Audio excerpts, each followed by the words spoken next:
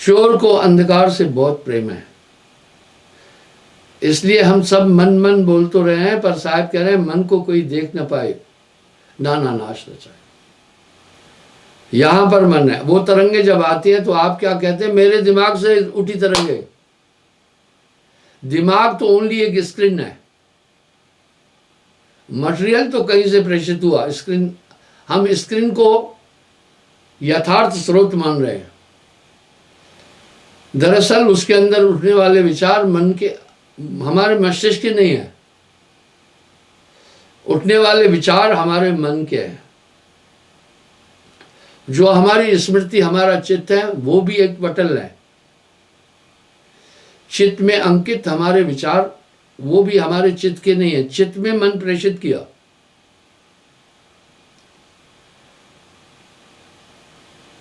जो हमारी बुद्धि के अंदर निर्णय उठते हैं, वो भी हमारी बुद्धि के नहीं है। वो तो वहां भेजे गए, उस स्क्रीन पर हम देख लिए।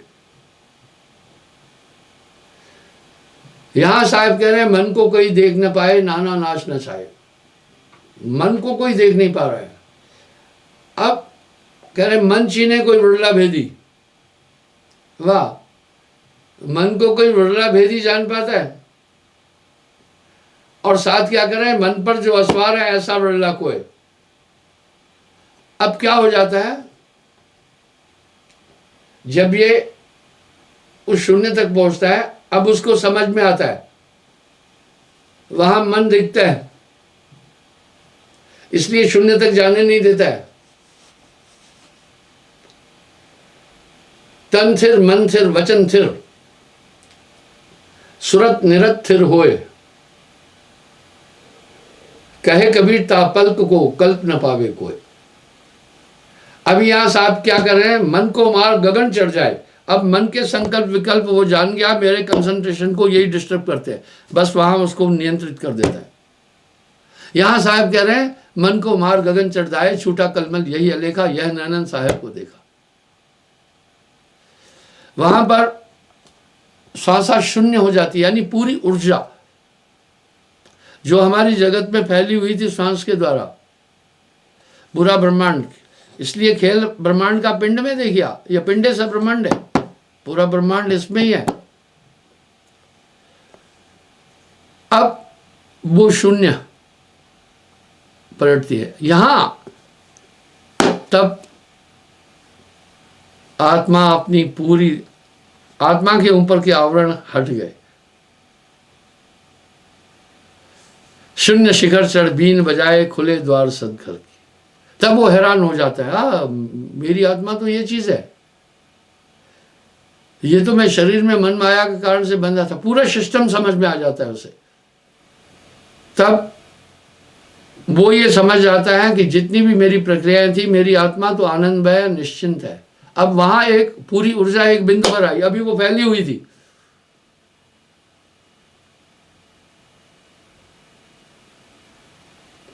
वर्तमान में वो ऊर्जा फैली हुई है, मन में, बुद्धि में, चित्त में, नाड़ियों में, पूरे शरीर में। और ये शरीर की इंद्रियां जो पदार्थ देख रही, पूरी ऊर्जा वो आत्मा की है। जब प्राणांत हो जाता है, आदमी शरीर छोड़ता है, तो ये हिल भी नहीं सकता है। वो समझ जाता है कि मेरी आत्मा शरीर में किस सिद्धांत से है, मुझे किस तरह, इसको कहा जीवत मरिए भवजल तरिए।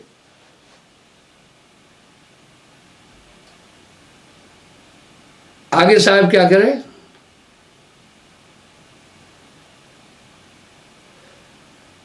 आज दरियाफ्ता जाए डोरी लगी, महल बारीक का भेद पाया। ये महल बारीक बोला,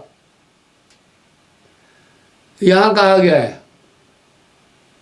खसखस के दाने के अंदर, खसखस का दाना, शहर खुदा का बसता है।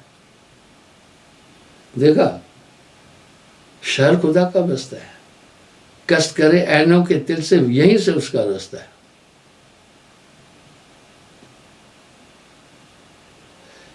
क्यों भटकता फिर रहा है तू तलाशे यार में, रास्ता शाहरग में है दिलबर पे जाने के लिए। रास्ता मिल रहा है। अभी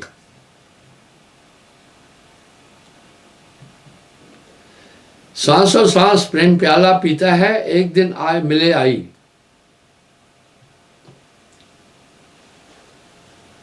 अब उसको ये बात पता चल गई। अब यहां साहब क्या कह रहे हैं, शून्य शिखर, इसको शून्य का चढ़ बीन बजाए, खुले द्वार सतघर की। यहां आत्मा सभी बंधनों से मुक्त हो जाती है, इतनी ताकत आती है। देखिए गोस्वामी जी यहां प्रमाण दिए, लोग नहीं समझे चाहे। सोहम श्वास को बोलते हैं भैया, सोहम से कर प्रीत, यानी श्वास में सिमट जा। अब लोग सोहम सोहम जपने लगे। साहब यहां क्या कह रहे हैं, ये तो साहब की वाणी है, जो जन होई है जोहरी, रत्न ले हैं बिलगाए। बिलगाने का मतलब अलग कर देते। सोहंग सोहंग जपूंगा, मिथ्या जन्म गवाए। और आप यहां भी साहब क्या करें, सोहम से कर प्रीत एक जगह लिख रहे हैं, तो आदमी भ्रमित हो जाएगा, यानी श्वास में बैठ जा। श्वास और सांस फिर प्रेम प्याला पिया, मुख की हाजत तहां नहीं। साहब कह रहे वह मुख में बोलने वाली चीज नहीं है। इस तरह उसके पास वो ताकत आ जाती है। गोस्वामी जी क्या कह रहे हैं, सोहमा अस्मृति तहां वृत्ति अखंड, इति खत्म को कहते हैं, जहां श्वास दीप शिखा छोटी तहां परम प्रचंडा, आत्म अनुभव सुख सुप्रकाशा, वहां आत्मा का अनुभव हो जाता है। तब भव मूल अविद्या नाशा, तब जगत के सभी पदार्थ वो जान जाता है कि ये पूरा सपने की तरह संसार। एक बार जो दर्शन पाए, बस आत्मज्ञान हो गया, उसके बाद उसे मन की पूरी स्थिति समझ में आ जाती है, वो जान जाता है। अब क्या होगा, मन की तरंगे रोकता है फिर वो। आप देखिए वेब्स को रोकने का एक सिस्टम है। कभी कभी कोई किसी के उसको सीज कर देता है। मैंने एक उदाहरण दिया था, कुवैत और इराक युद्ध में अमेरिका ने 3 दिन के अंदर इराक के हाथ खड़े कर दिए थे, उनका कम्युनिकेशन सिस्टम पूरा सीज कर दिया था। अब यहां मन को उसने बस में कर दिया। यहां साहब कह रहे हैं मन को मार गगन चढ़ाए। अब मारना क्या हुआ, यहां मन गौण हो गया। ऐसे मन राजा है, जो चाह रहा है मन कर रहा है।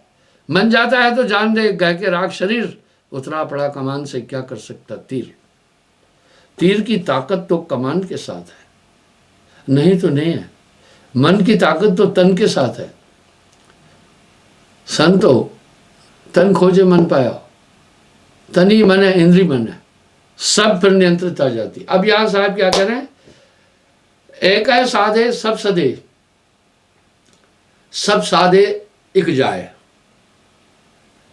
अलग अलग इंद्रियों को नहीं साधो, बस मन को साध लिया तो सब चीजें वहां नियंत्रण में आ जाएगी। उस अवस्था में साहब बोले मन जाता है जाने दे, मन जाता है जाने दे, गह के राख शरीर, उतरा पड़ा कमान से क्या कर सकता तू।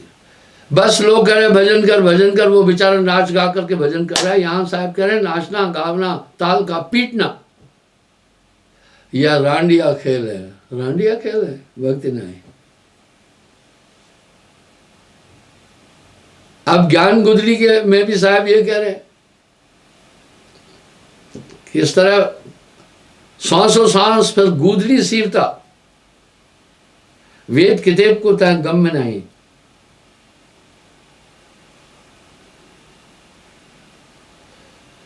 रास्ता बहुत बारीक है साहब बोल रहे हैं। सुली ऊपर सेज हमारी कैसे मिलना होई, तहां से लहली गैल चढ़ूं गिर गिर पड़ूं। वहां मन कौन सी भावनाएं प्रेषित करेगा, आपका ध्यान नीचे गिर जाए श्वास, जिन बातों का आपको कष्ट है वो याद दिला देगा, उधर जो आपके काम पेंडिंग है उसमें उलझा देगा। जिन चीजों में आपकी आसक्ति है उसी तरफ ले जाएगा। ये बड़ा प्री प्लान से मन अपना काम करता है। मन बाजीगर का बांदरा, ऐसा जीव मन साथ, नाना नाश नचाए के ये राखे अपने हाथ। ये 24 घंटे बड़े बड़े ऋषि मुनियों को इसकी वेब्स आती है। जब काम भेजा तो इतना प्रिय, बस तुम उस चिंतन में चले जाओगे। जब क्रोध भेजा तो ये सब उसके पास बाण है। आपने सुना ना, कामदेव ने आसक्ति बाण शिव जी पर भी चलाया था। बड़े बड़े योगेश्वरों को ये नियंत्रित किया। पर जहां नाम तह काम नहीं, जहां काम नहीं नाम। जब आपने कवच पहना हुआ है तो उसका कोई बाण नहीं लगता है। मैंने आपको ये बात पहले भी बोली है कि नाम के बाद आप चेक कर सकते हैं कि मन कितना प्रभावहीन हो गया। अब मन पंगु हो गया है। जैसे किसी को बेड़ी बांध देते हैं ना, तो चलता तो है लेकिन कदम लंबा नहीं कर सकता है। इस तरह मन नाम के बाद आपका काफ़ी नियंत्रण में है। जैसे हाथों में हथकड़ी है तो वो आपके नियंत्रण में है। इस तरह साहब कह रहे हैं, महल बारीक का ये बहुत सूक्ष्म मार्ग है। भेद भल पाइया, उसका भेद मिल जाता है। अधर दरियाब जहां जाए डोरी लगी, महल बारीक का भेद पाया। कहे कबीर सो संत निर्भय हुआ, परम सुख धाम तहां प्राण लाया। हाँ, वहां प्राण लाया, यही शून्य। मैं फिर इस शून्य की बात बता रहा हूं। ये पूरा ब्रह्मांड भी शून्य है। ये पूरे ब्रह्मांड की उत्पत्ति भी शून्य से हुई है। शून्य एक ऊर्जा है। वो शून्य, इसलिए साकार निराकार दोनों एक ही जानो। सर्वगुण निर्गुण में कोई अंतर नहीं है।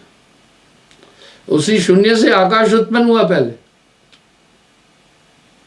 शून्य ने, और यही निरंजन से कूर्म जी से शून्य ही तो निकाल के लाया।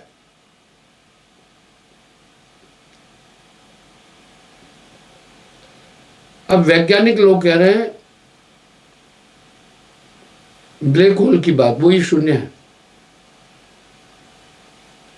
उससे आकाश तत्व उत्पन्न हुआ। थोड़ा मैं ब्लैक होल की तरफ फिर चलता हूं। वैज्ञानिक लोग सृजन और प्रलय का वृतांत समझ चुके हैं थोड़ा थोड़ा। ब्लैक होल के विषय में आपने भी सुना होगा। ब्लैक होल में प्रलय कैसे होगी आप देखिए। ब्लैक होल में ताकत है।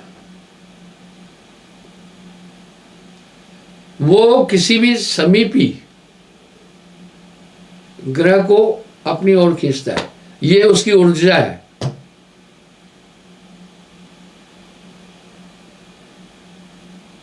आपने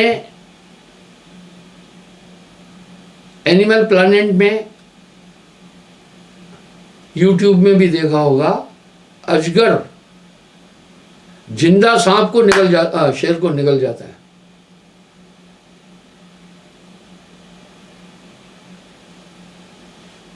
और शेर कितना चालाक जीव है।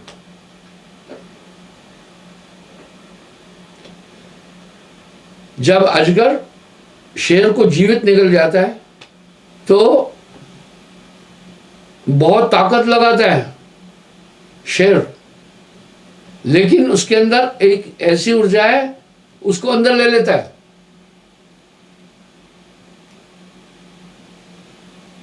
फिर करवटें बदलता है, उसको तोड़ता है अंदर। दूसरा शेर तब तक देखता रहता है, पास नहीं आता है।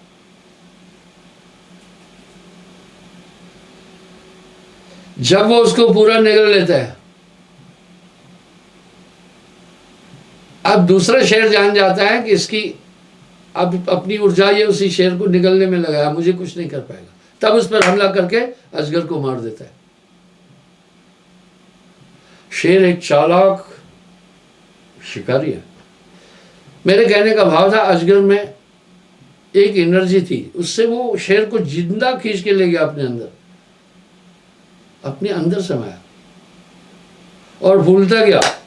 तो इसी तरह ब्लैक होल क्या करता है, सभी पदार्थों को अपने में खींचता है, उसको फिर एनर्जी में कन्वर्ट करता है। अब वो क्या कर रहा है अजगर, इसी शेर को डिस्ट्रैक्ट करके, डिस्ट्रीब्यूट करके, तोड़ मोड़ कर एनर्जी में अपने शरीर के बदल देगा।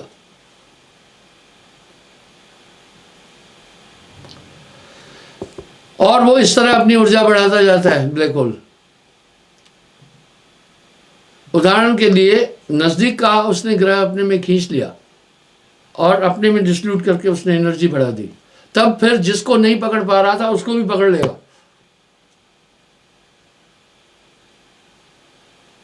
जब उसको पकड़ लेगा तब उसकी ऊर्जा बढ़ती जाएगी। अब वैज्ञानिक कह रहे हैं 5 करोड़ साल बाद ब्लैक होल, अभी वो धरती को नहीं खींच सकता, उसमें इतनी एनर्जी नहीं है। 5 करोड़ साल बाद अपने इर्द गिर्द के सभी ग्रहों को वो अपने में डिस्ट्रीब्यूट करके, लय करके अपनी एनर्जी बढ़ाएगा। उसके बाद पूरी धरती को उठाकर अपने में ले जाएगा। ऐसा वैज्ञानिकों का मत है। तो बंधुओं, फिर वो शून्य हो जाता है जाकर वहां। यही शून्य की एनर्जी है और वो शून्य निरंजन के पास है। इसलिए उस शून्य से फिर दोबारा सृजन करके अपनी पूरी ताकत बाहर एक्सप्रेड कर देता है, कुछ ताकत अपने पास रख लेता है। यही हमारे वेद भी कह रहे हैं कि उस निराकार परमात्मा ने अपने को 3 रूपों में प्रकट किया, रज तम सद्गुण में, और सृष्टि की। पर लोग सिर्फ ये अध्ययन कर रहे हैं, इस पर चिंतन नहीं कर रहे। तो बंधुओं, इस तरह शून्य में वह देश बसाया। जब 3 लोक का राज्य मांगा था निरंजन ने, तो परम पुरुष से निरंजन ने पूछा था 3 लोक कैसे बनाऊं, मेरे पास साजो सामान नहीं है। उसने कहा कूर्म जी के यहां शून्य है, उससे ले लो, उस पे 3 लोक बसाओ। इसलिए ये पूरा ब्रह्मांड शून्य पर है। शून्य एक ऊर्जा है। इस तरह जब ये जीव शून्य में जाकर पहुंचता है, पूरी ऊर्जा वहां संग्रहित हो जाती है।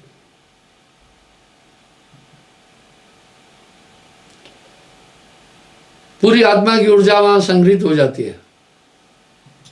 तभी आत्मा एक ऐसी स्पीड को प्राप्त होती है जो अकल्पनीय है। इतनी शक्ति आ जाती है। एर बिन चल गया शहर बेगमपुरा, आपका खेल को कौन जाने। इसलिए साहब की इन वाणियों को जब लोग नहीं समझते हैं तो वो बात का बतंगड़ बना के रख देते हैं, टीका टिप्पणी अपने अपने तरीके से करते हैं। यहां साहब एक बात साफ कह रहे हैं, जो पहुंचा जाने का वाही कहन सुनन से न्यारा है।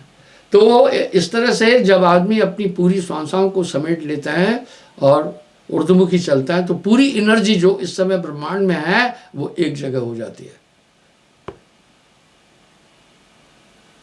आप सोचें, आदमी एक पांव से फुटबॉल को मारे, एक हाथ से कोई और बाल पकड़े और मुंह से भी कुछ बोले, तो उसकी एनर्जी डिवाइड हो गई कि नहीं? उसकी एनर्जी बढ़ गई कि नहीं? इस समय काल पुरुष ने आत्मा की एनर्जी पर अपना दावा बोल रखा है। उसी से आप सोचें, अगर आत्मा नहीं है तो इस ब्रह्मांड का कोई अस्तित्व नहीं है। ये बहुत बारीक खेल है। मैं क्षमा चाहूंगा, इस समय हो रहा है, कल पुनः फिर मैं यहां से आगे चलूंगा कि शून्य से निकलने के बाद कैसी स्थिति होती है। साहब कह भी रहे हैं, शून्य महल की फेरी देई सो बैरागी पक्का हुई। साहेब